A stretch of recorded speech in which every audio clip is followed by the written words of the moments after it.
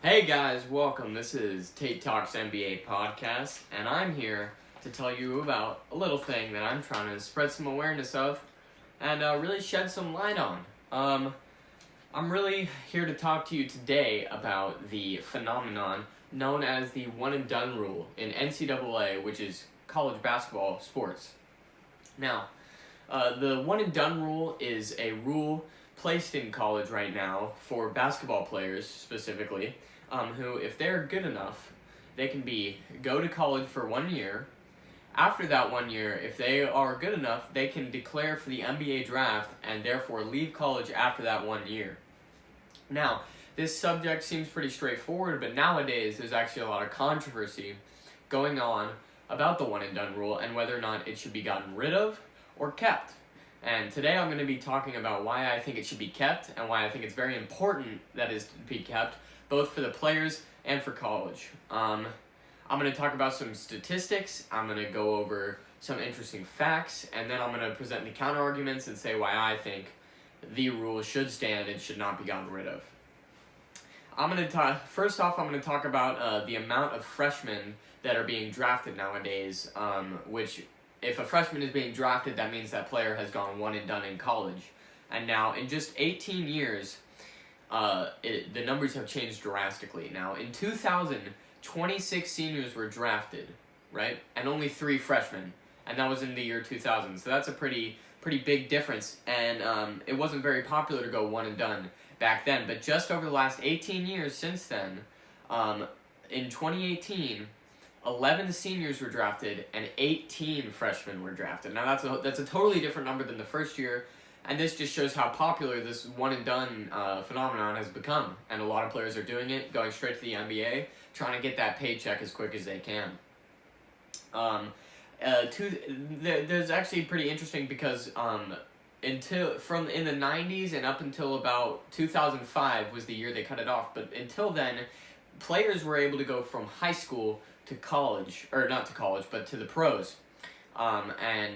This was pretty interesting, and some of the greatest players ever actually came out of this. Players like Kobe Bryant, players like LeBron James, Kevin Garnett, big players like that. But there was also, on top of those big players, many busts. As you can't even count the amount of busts that came straight out of high school. So it was a big risk reward. But in 2005, they decided to get rid of that rule for a multitude of reasons. Now, the age right now to be able to declare for the NBA draft is 19. So that means you must be 19 years old to declare for the draft, whether you have gone to college or not. And a lot of players nowadays are arguing for the age to be lowered to 18 per se, and that's just more about people not wanting players to have to go to college, and that's for more reasons that I'm going to get into a little bit. Now, a lot of people are arguing that players should not have to go to college because they're not being paid, and if they're really that good, they're going to make a lot of money in the NBA anyway. Why do they have to go to college? Even if it's just for 1 year, it's really, they argue it's not going to affect that much, and their solution is saying they should pay players to make it worth their while, and I definitely don't think the solution is to pay players. I think it would hurt the players in the long run more than it would help them, especially because a lot of these players, the good majority of them, don't have that much money before they get paid. And so when you if they're a good enough player, depending on the contracts, they could get thousands, even hundreds of thousands of dollars to play in college. And we're talking about an 18-year-old getting paid hundreds of thousands of dollars before they're even mature to really know what to do with that. And I think it's really going to hurt them more than it's going to help them. But they really argue that it's not fair because all these coaches, teams, and analysts are making money off of their name and playing in college, and the only people not making money is them. And that's a fair argument, but I think, again, introducing big money to basketball players in college would hurt them because you don't know what to do with thousands of dollars at 18, especially after not having that much money. You could go blow it all in one day, and there's been plenty of examples of players doing that in the past, and actually a player named Shaquille O'Neal actually did that one time, and there's other examples of players blowing money right after they get it. And like I said, NBA players already have a bad record of taking care of their money after retirement. So it just shows how much they're relying on that constant income of money, and then don't have that much knowledge of how to keep up with it or how to keep making money after they leave the league. Which leads me to this astonishing stat that 60% of NBA players go bankrupt 5 years after retiring, and I think that's insane. I think it's crazy that amount of players are losing the big money they're making. They're making millions of dollars, and just after 5 years, they're going bankrupt. And I think if you're introducing that money even at a younger age, or electing them to go straight from high school and not getting that 1 year of education in college, I think it could be even, the number could spike to almost 75%, I think, because that 1 year, if you're a smart player, you'll take a class that'll show you how to manage your money, how to manage your lifestyle so that it's healthy and you can really provide for your future, not just your present. But one thing that is, if you're a really good player, you'll usually receive a shoe contract or an NBA contract not long after you graduate from college, after that 1 year. So I think if you're good enough to make it to the NBA, I think 1 year is more than enough time to wait for that big NBA contract and those big shoe deals that you really can start making straight out of college. And this leads me into my next point, that I think colleges do enough for the players to where they shouldn't need to be paid. I think especially these big name players who go to big schools and get a scholarship, I think it's more than enough for them for that year. I think let's use Duke as an example, and a recent player, R.J. Barrett. R.J. Barrett got a scholarship for Duke University to play basketball. Now, that's huge because Duke in itself is one of the most expensive schools, and he got a free ride scholarship to go to this school, right? They get to improve. They get to play in front of a college crowd that is packed, especially at Duke University. You get to play in a stadium. You get professional grade coaches, professional grade training, and this is all almost for free. You're paying for little stuff, but you're not paying for the college because you've been covered, right? And I think that's wanting to be paid on top of that. I think is not greedy, but I think that's more than enough for a player to be provided all that. I don't think you need to be paid on top of that. This leads me into a whole section of its own about one player, and I'm sure you've heard of him. His name is Zion Williamson. He's a sensation. He's been one of the biggest talked about players in years since LeBron James or Michael Jordan. It's crazy what he's done and what he's influenced, questioning colleges and what kids do in colleges. I think what it really came down to was he got injured midway through the season, which brings me to my next section, which is injuries. People will argue that the possibility for injury isn't worth the gamble, because if you're a player like Zion Williamson, and you're they're estimating he'll sign a $100 million shoe contract and get drafted number 1 overall, that's millions of dollars. But if he gets injured, he might lose that contract because he won't be as valuable. If he's not as good after the injury, he could get way less money. And most players do have an insurance for the injuries, so they'll get a certain amount of money if they do get injured and drop in the draft or don't get a shoe contract, but it won't compare to what they would get if they did get drafted or did get a true shoe contract. So players really are arguing for that to be changed, because they don't think it's worth playing in college. They don't think it's worth the risk. But I wanted to bring up that 22% of players get injured yearly, and 43% of those injuries are sprains, which is usually very low-grade injury that's pretty easy to come back from.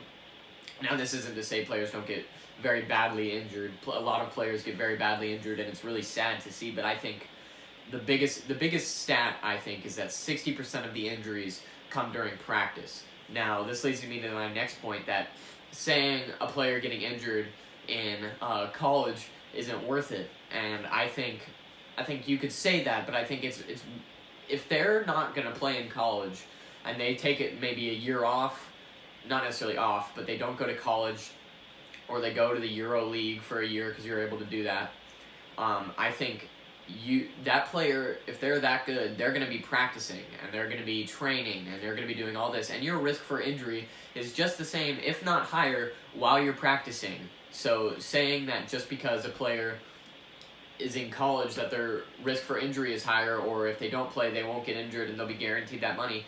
Players can get injured anywhere, and it's not just because they're in college. So I think that injury argument is valid, but I think it's very easily it's not super useful because players could get injured anywhere, and it's not just because of the colleges. If anything, going to college and being taken care of by that training staff prevents your injuries by a lot compared to if you didn't go to college and just kept practicing by yourself. It's really interesting that I think what college can do for a player. I'm going to go back to my example of Zion Williamson. Zion, before he went to college, he had a lot of highlight tapes on YouTube that were pretty amazing. He was doing a bunch of dunks and kind of got some popularity, but he wasn't nearly what he is now. After college, he's arguably the face of basketball. Like, everyone's talking about him. What team in the NBA is going to get Zion in the draft? Will Zion, what shoe contract will he sign? Everything is about Zion. People are always more worried about Zion than they are the NBA right now, and I think without him playing that year in college and showing what he can do in college and improving in college, that doesn't happen. And now he's going to make way more money, I think, for sure, because of what he's done in college. And I think that's a big deal. I think if you go to college and it really increases your stock like that, it's a big deal. And I'd almost argue that college, if you play good 1 year in college or 3 years, whatever it may be, if you play good in the NCAA March Madness tournament, that can get you drafted higher or even drafted, period. Because I'm going to use the example of a player named Tait Talks. He was a player at Villanova, and he was playing pretty good. He might have got drafted second round, maybe, might have been a pick, but then it came to the NCAA championship, and that player, Tait Talks, played amazing. He made a bunch of threes. Who knows, maybe he got lucky that game. But him getting lucky moved him from a maybe getting drafted all the way to, I believe, a 20 to 30 pick in the first round, which means he would be making hundreds of thousands, if not millions of dollars in his first couple years in the NBA. And without that year in college and without him proving himself, he doesn't make that. And I think encouraging players to go out of high school gets rid of the ability to really prove yourself in college. And I think that also brings me to my next point of, if you're an NBA prospect and you're maybe going number one and you're playing in high school, your competition probably isn't that fierce. Until you play the national championship for high schools, your regular season competition is probably a bunch of shorter kids who are just kind of pretty good and not nearly on your level. So it happens with almost every NBA player. They'll be dropping 40 points in college. They go to the NBA, or they go to 40 points in high school. They go to college, and it's a totally different game. So I think coming out of high school is a huge risk. There's a bunch more busts that could happen in the NBA, and I don't think it's worth really taking that risk, rather than not forcing, but letting the kids go to college for a year and prove for that year and then be drafted. I think it can show you a lot more about a player than high school can. Now, if you do play in college, you're able to continue your education, which I think is a big deal, because a lot of colleges now are also offering NBA players to be able to come back and finish their education. And I think that year of education can be huge. If a player does it right, that's where they can learn what to do with that money they're earning, as well as earning maybe another degree in the future for something they can do after their career, which would again prevent them from losing all that money after they make it, like 60% of the players do. Now, that's really my main points, and it's just, I think it's very important that this 1 year in college stands. Now, what I'd like you to do is really just think about what you would do if you were in this situation, whether you would want to go straight to a professional career out of high school, and if you would want to get paid in college. Now, obviously, you'd want to get paid in college, but I'd like you to think of it from more of a take a step back and really think about it, more than just the money, and rather how it could affect your life in the future. in conclusion, I think the one and done rule in college is perfectly fine how it is. I think it should stand. I think it shouldn't be changed, and I think I've made some really good points as to why it should stand. Thank you.